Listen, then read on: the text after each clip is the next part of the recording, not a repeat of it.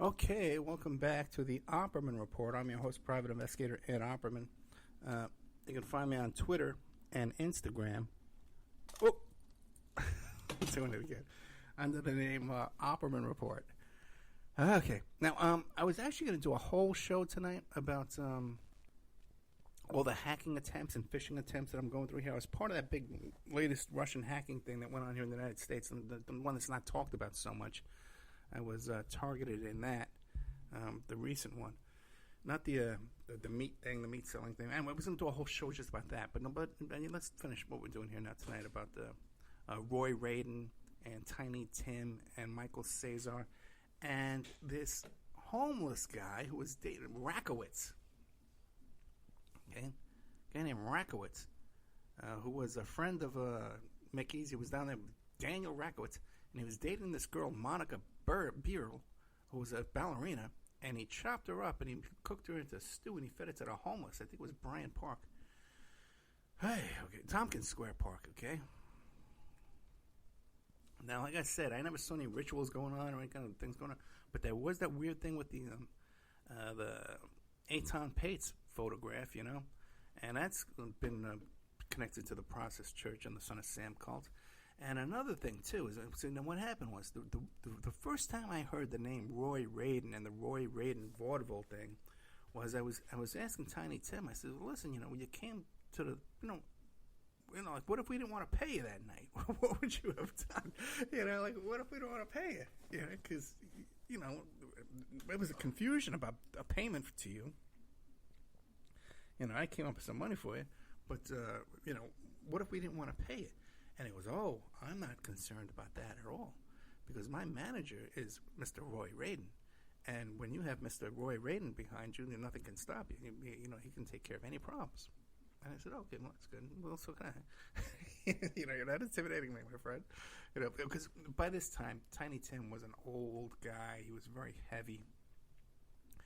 He was wearing like a suit jacket, like a tuxedo suit jacket with a red sweater underneath it with these white socks, and he's moved very slowly. Anyway, that's neither here nor there. So, there was that whole thing, okay? And that's when I first made the connection to Roy Radin and the Roy Radin vaudeville thing. And then when I saw that Roy Radin was killed, and I saw this, and I just happened to be flipping through the newspaper, and I saw this in the New York Post, and it says, they call him a producer, eccentric producer or something like that. No. The next thing I saw, the Roy Radin came on my radar, when I saw the Melanie Holler, that there was a party at Roy Radin's house, and Melanie Holler, the first female sweat hog, was raped and abused. She was brought into the place on a leash to begin with, but then was raped, drugged, raped, and abused and beaten in there too. And they found a gun. They charged Roy Radin with possession of a gun and coke, but the very minor charges ultimately in the end. And also too, my sister and her either husband or boyfriend at the time, I forget, and a bunch of their friends were invited to a party at Roy Radin's house. And my brother-in-law, it was my brother, they were married. My brother-in-law was outraged at what he saw there with these porn stars, and he says, he goes, they were teenagers. They were little kids. They were teenagers. They're snorting coke and being, So he was outraged by what he saw over there. So there was that connection. Now, I lived on Staten Island at the time. In fact, I was known as Eddie from Staten Island. And right around that same time, too, a friend of my sister's had bought a brand new condo in Bay Terrace, and it was like one of the first. It was like new construction. That was they bulldozed some woods, and they put this condo complex in there, and they were the first people to move in. Like they were the second or third people. They didn't even have curtains on their windows, and they started hearing chanting, in the woods, and they were singing songs and stuff like that, and when they would turn their lights on, or they would turn their lights off. This crowd of people in the woods would cheer or yell things out and stuff. And they were very disturbed. So they called the police, And they looked out the window and they saw what was going on. They were wearing robes and they had a fire and they were chanting and they were walking around and doing ceremonies and stuff like that. So she was totally freaked out. So when she called the cops, the cops show up and, went down there. The people were gone by that point. But they went down there and they found animals, chickens and stuff like that, and all kind of animals and stuff that had been thrown into this fire. And they says, well, maybe they were having a barbecue. Ha, ha, ha, ha, ha. And she goes, barbecue? Dude, they were wearing these robes. They were chanting all kind of satanic stuff. It wasn't a barbecue. And he goes, well, it's freedom of religion. They're allowed to do whatever they want. Okay. There was another thing, too, on Staten Island before all this. I forgot. I'm not telling this in chronological order. But when I was a kid, really young, 13, 14 years old, when I first moved to Staten Island, one of the things people would do is you'd go to Vanderbilt's tomb. Now, this is Gloria Vanderbilt's father, CNN's Shepard Smith's grandfather. Very rich guy. And at this, you would go to this cemetery and you'd walk down this well-worn trail. So the people had been doing this for years, okay? And then there was a hole in the fence. No one ever bothered to repair this hole in the fence. Everybody knew the kids were coming down at a party on top of this guy's tomb. When you got to the tomb, there was a wall, but it was like, it's like, a wall is like in increments, like steps, because it's not like on a hill, So you could walk on the top of it, and there was plenty of room to walk on the top. It was like a path. The trail went right to this wall. When you could walk to it, you had to go through the hole in the fence, which was there for years. You get to the top of the tomb. It was kind of tricky, too, and I was scared to do it when I'm not good at heights and things like that. But when you got up there was all kind of satanic graffiti on the roof of this guy's tomb, and candles and evidence of fires. I remember one time we found a bunch of birds that had been burned up there, too. This was also known as a spot for date rape, and a lot of girls would go up there, and they would give them drugs, and they'd wind up getting raped by the end of the night. Okay, this is a notorious spot. This wasn't like a secret. And I remember thinking, well, if this guy's such a rich guy, with this tomb, how come there's no security here or anybody cleaning up this stuff up? What is going on here? But now we kind of have a better idea what's going on there, the weirdness we see with that family. So there was that whole thing too, right? So then, I guess the next thing then too is I see the murder of Roy Radin, and again, that just shocked the hell out of me. And then I remembered hearing Maury Terry talking about how he was connected to the Son of Sam cult and all that too. So all this, my different connections to all this stuff. When I started doing my radio show, this is one of the topics that interested me. Now, what happened was I had some people on the show, and I was invited to go down to New York and visit all of the Son of Sam sites. Maury Terry was going to take us on a tour, and I was invited to go on this tour. And I was in an email loop, and that's how I got Maury Terry's email, okay? Because as much as people think, hey, we're all friends and we all know each other and everybody gets along great, every time I emailed Maury Terry about an interview or a question, he never emailed me back. And people would contact me saying, hey, Ed, can you get this information over to Maury Terry? And I'd say, yes, I can. And I'd send it over to him. And then I'd get word back that, yeah, he got it and he followed up on it, but never would acknowledge me in any way or anything. I begged him to come on the show. He wouldn't do it. Then also, too, I had contacted certain people for interviews. I wanted to interview an author who wrote a book about Robert Mapplethorpe. And I think that Maury Terry told him not to do the interview with me. And then ultimately, I had to leave the Maury Terry group because of just some arrogance that went on, but Maury under his fake name, his fake account. Really mostly involving the O.J. Simpson case, which Maury felt that he had solved.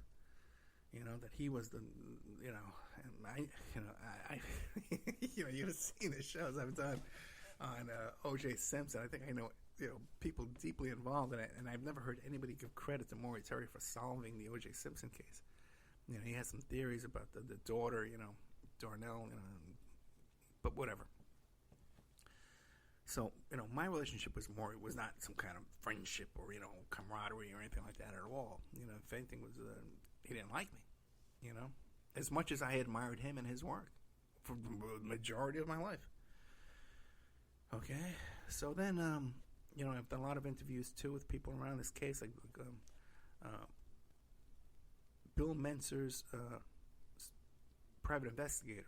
Okay, I've done a couple of interviews with him, a couple of shows with him. And it's turned out that Bill Mentzer's listened to my show. Bill Mentzer has listened to me in prison and enjoys my work on this, that I've done on this. Other people from the Process Church, okay, have contacted me, and said how they enjoy my show. They enjoy my show. And that's it's sort of saying to me that I have nothing to fear because they consider me to be a good guy because I'm a good father. So I have nothing to worry. Okay. I don't know. Those things seem to, wear thin. I don't know. I think if I stepped out of line, I would have something to worry. If I stepped out of line too much. And, so you see these guys, out there, these legendary, wacky figures, in alt media. I said, oh, he didn't die of a drug overdose. He died because he was talking about a keno, and he was talking about this, and he was dipping his nose in places. He was just about to break a big story, So, I deal firsthand with these people, okay? And even a keno, I worked on a case.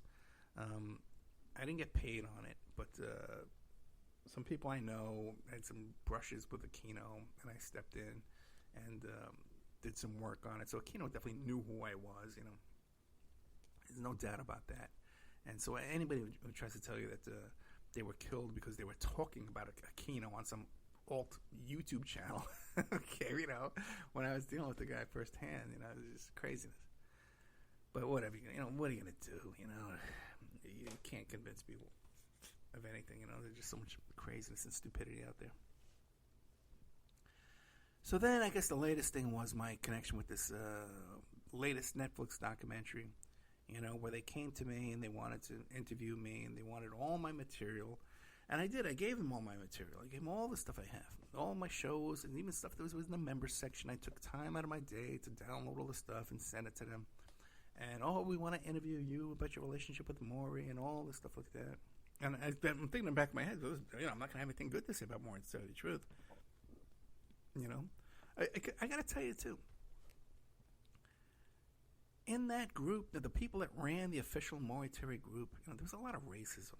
There was a lot of racism. Man, these old white guys from New York, okay, fine.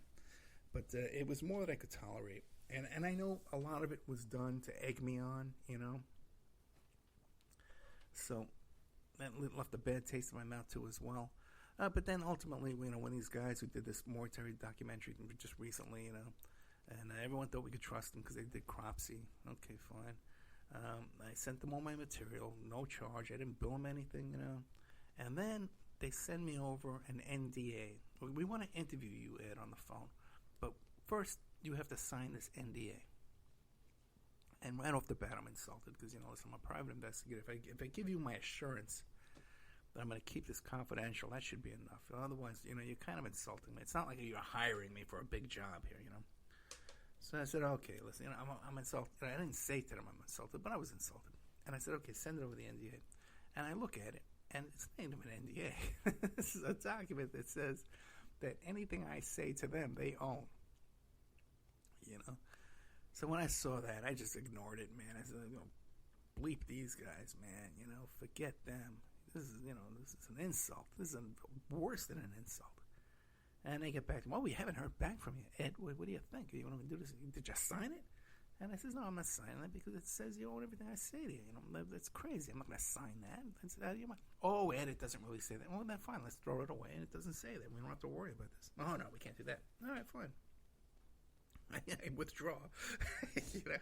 It's my notice of withdrawal. So anyway. Probably forgetting a lot of stuff that I wanted to tell you about my involvement and all this kind of stuff over the years.